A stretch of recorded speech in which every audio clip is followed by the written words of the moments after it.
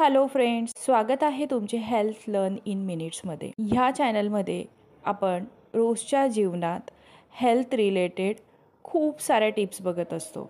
चला तर मग सुरू करूयात. आज आपण बोलणार आहोत डाएट टिप्सवर. आता वजन कमी करायचं आहे, पण सारखी भूक लागत असते. आपण अशा काही टिप्स बघणार आहोत की त्या तुमच्यासाठी नक्कीच काम करतील. चला तर मग सुरू करूयात. आता डाएटिंग करताना बहुतेकांना सारखी भूक लागत असते आणि या क्रेविंग्सपासून सुटका मिळवायची असेल तर आपल्याला या पदार्थांचं सेवन करायचं. सध्या बहुतेक जण वाढत्या वजनामुळे त्रस्त आहेत. यापासून सुटका मिळवण्यासाठी काही जण डाएटिंग तर काही जण व्यायामाचा उपाय निवडतात. मात्र या गोष्टीसोबत केल्याने अधिक फायदा होतो. म्हणजे डाएटिंग प्लस व्यायाम अधिक फायदा होतो. दरम्यान डाएटिंग करताना काही वेळा खूप भूक लागते, क्रेविंग्ज होतात, हे खाऊ ते खाऊ असं. पण या भुकेवर नियंत्रण मिळवत तुम्हाला क्रेविंग्सपासून सुटका मिळवायची असेल तर त्यासाठी अगदी सोपा मार्ग आहे. असे काही पदार्थ आहेत ज्यांचे सेवन केल्याने शरीरातील कॅलरी वाढत नाहीत, पण भरपूर ऊर्जा मिळते आणि पोट भरलेले राहते. त्यामुळे सारखी भूक लागत नाहीत.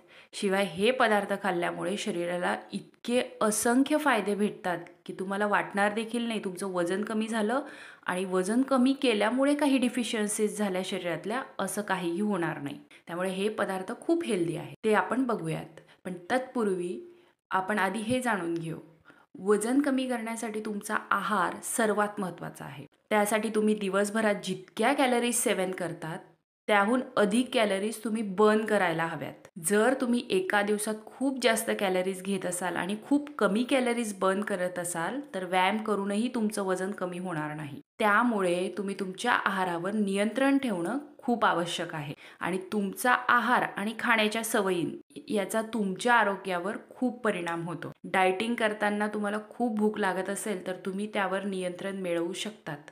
असे पदार्थ आपण आज बोलणार आहोत ज्यामुळे तुमचं पोटही भरेल आणि वारंवार भूक लागणार देखील. त्याच्यात प्रथिन आणि फायबरचं सेवन कमी केल्याने सारखी भूक लागते. तुम्ही पौष्टिक आहार घेत नाही ज्यामुळे तुम्हाला वारंवार भूक लागते. प्रथिने आणि फायबरयुक्त अन्न खाल्ल्याने पोट दीर्घकाळ भरलेलं राहतं आणि शरीराला ऊर्जा मिळत राहते. बहुतेकांना सारखी भूक लागते. या क्रेविंग्सपासून सुटका मिळवायची असेल तर आपल्याला ह्या पदार्थांचं सेवन केलंच पाहिजे. आता एका स्टडीनुसार असं सिद्ध झालेलं आहे की कार्बोदकांचं प्रमाण आपण जर 50% आणलं आणि प्रथिनं आणि फायबर्स वाढवले तर वजनही नियंत्रणात राहतं. शिवाय आपल्या शरीरात ज्या पण व्याधी असतील त्या निघून जाण्यास मदत होते. चला तर पहिला पदार्थ आहे आपले जे चणे असतात त्याला मोड आलेले चणे, म्हणजे चना स्प्राउट्स आपण म्हणू शकतो. आता हे चण्याचं हेल्दी फूडमध्ये समावेश केला जातो. मोड आलेले चणे खाल्ल्याने शरीराला पुरेसे प्रथिनं आणि फायबर मिळत असतात कारण ते त्यांच्या कव्हरसहित असतात. त्यामुळे तुम्हाला जास्त वेळ भूक लागत नाही आणि प्रथिने पचण्यास वेळ लागतो ज्यामुळे भूक शमते. आता ह्या स्प्राउट्समध्ये विटॅमिन बी देखील असतात, भरपूर असतात आणि हे तुमच्यासाठी योग्य स्नॅक्स आहे. म्हणजे कधीही भूक लागली आपल्याला सकाळच्या वेळी, संध्याकाळच्या वेळी आपलं जेवण घेतल्यानंतर त्यावेळेत हे स्प्राउट्स खाणं गरजेचं आहे. आता हे तुम्ही नुसतेही खाऊ शकतात. ज्यांना नुसतं नाही आवडत त्यांनी एक थोडंसं जिरा पावडर, लेमन स्क्वीज करून त्याच्यावर टाकून खाल्लं तरी चालेल. म्हणजे जे पण काही ॲड करणार ते पण हेल्दीच हवं. जसं की लेमनने व्हिटॅमिन सी भेटतं, जिरा पावडर टाकल्याने आपल्या शरीरातली अतिरिक्त गरमी निघून जाते. दुसरं आहे बदाम. भूक लागल्यावर बदाम खा. यामुळे शरीराला vitamin E, magnesium, antioxidants, healthy fat, protein आणि फायबर मिळतात. प्रोटीन आणि फायबरयुक्त पदार्थ खाल्ल्यानं तुमचं पोट भरलेलं राहतं आणि जास्त वेळ भूक लागत नाही.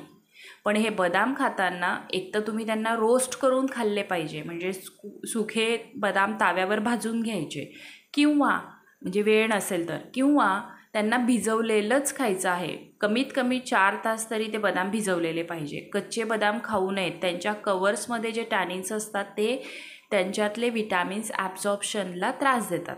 त्यामुळे एकतर कुठलेही ड्रायफ्रूट्स, नुसते बदामच नाही, त्यांना एकतर भाजून खा किंवा 4 तास, मिनिमम 4 तास भिजवून खा. तिसरं आहे ताक. आता भूक शमवण्यासाठी तुम्ही ताक देखील पिऊ शकतात. ताक प्यायल्याने शरीर हायड्रेट राहतं आणि भूकही शांत होते. तर मिड स्नॅक्ससाठी हा एक चांगला पर्याय आहे. दह्यापासून बनवलेलं ताक प्रोबायोटिक्सने समृद्ध असते. यामध्ये व्हे प्रोटीनचे प्रमाण जास्त असतं. जे आपण लेअर बघतो ना पाण्याची ताकात, ती व्हे प्रोटीन असते. काही लोक जेवणानंतर अन्न पचवण्यासाठी ताकही पितात. ताकामधील कॅल्शियम आणि प्रथिनांमुळे जास्त वेळ भूक लागत नाही. त्यामुळे ताक हा देखील खूप छान पर्याय आहे. चौथा आहे भाज्यांचा रस.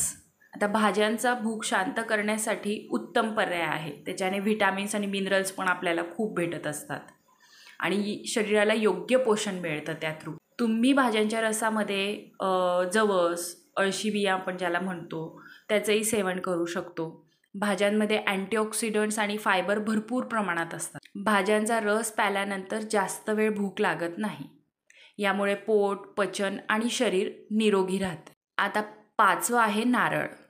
भूक शांत करण्यासाठी तुम्ही नारळ देखील खाऊ शकतात. नारळात जास्त प्रमाणात फायबर असते आणि जे खाल्ल्यानंतर बराच वेळ भूक लागत नाही. नारळात अनेक घटक आढळतात जे की शरीरातली जमा झालेली चरबी कमी करण्यास खूप मदत करतात आणि हे नारळ खाल्ल्याने वजनही झपाट्यानं कमी होतं. नारळामध्ये ओमेगा 3-6 फॅटी ॲसिड्स असतात जे आपल्या मेंदूच्या कार्यक्षमतेसाठी खूप चांगले असतात.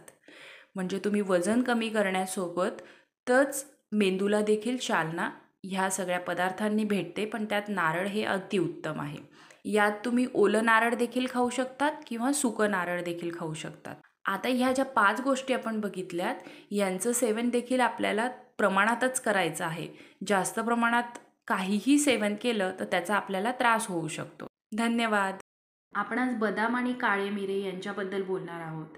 हे एकत्र खाल्ल्याने काय काय फायदे आहेत ते बघणार आहोत. शिवाय हे फायदे घेण्यासाठी आपल्याला ते कुठल्या पद्धतीने खायचं हे सुद्धा या व्हिडिओच्या शेवटी मी सांगितलेलं आहे. तर नक्की बघा. आपण नेहमीच काळे मिरे आणि बदामाचं सेवन करतो, पण दोन्हीचं सेवन वेगवेगळं केलं जातं हे मात्र नक्की. पण बदाम आणि काळे मिरे एकत्र खाल्ल्याने आरोग्याला खूप जास्त फायदे मिळतात. जास्तीत जास्त लोकांना हे माहिती नाही की बदाम आणि काळे मिरे एकत्र खाल्ले तर शरीराला कोणकोणते मोठे फायदे मिळतात. तर चला जाणून घेऊ याचे फायदे. आता पहिलं आहे मेंदूसाठी खूप फायदेशीर आहे. हे तर सर्वांनाच माहिती आहे की बदामाला ब्रेन फूड म्हटलं जातं, कारण याने मेंदूची कार्यक्षमता खूप राहते आणि मेंदू हा आपला फिट राहतो आणि आपल्या क्रिया योग्य प्रकारे करतो. तेच काळ्या मिऱ्यातील पायप्रिन नावाचं जे काय ॲक्टिव्ह इन्ग्रेडियंट आहे त्याने चिंता आणि तणावही कमी करण्याचं काम होतं मेंदूचं. इतकंच नाही तर जर तुम्ही याचं रोज सेवन केलं तर याने तुमचा मेंदू ॲक्टिव्ह राहण्यास खूप मदत भेटते. आता पुढचं आहे सर्दी खोकल्यावर रामबाण उपाय आहे. सर्दी खोकल्याची समस्या असेल तेव्हा बदाम आणि काळे मिऱ्यांचं सेवन करणं खूप फायदेशीर ठरतं.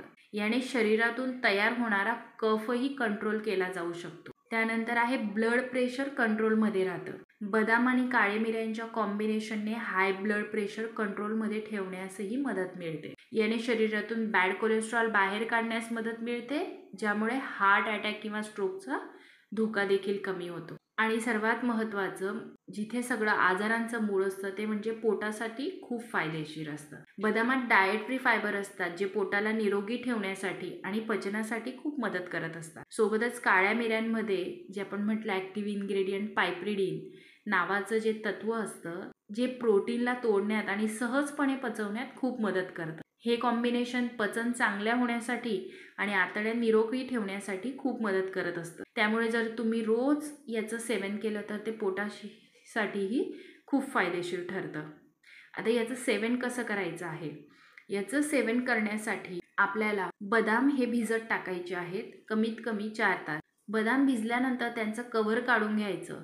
ते बदाम आणि काळे मिरे यांची पेस्ट वाटून ती दुधात उकळवून घ्यायची आणि ती आपल्याला प्यायची आहे. तर अशा प्रकारे जर तुम्ही हे केलं तर तुम्हाला याचे खूप सारे फायदे आपल्या शरीरासाठी भेटतील. हे तर खूप मोजकेच फायदे आपण बोललो. या व्यतिरिक्तही याचे खूप सारे असंख्य फायदे आहेत जे तुम्हाला ऑटोमॅटिकली कळतील हे सुरू केल्यावर. हे सुरू केल्यावर तुम्हाला 1 महिन्यात याचे फायदे बघायला भेटतील. धन्यवाद.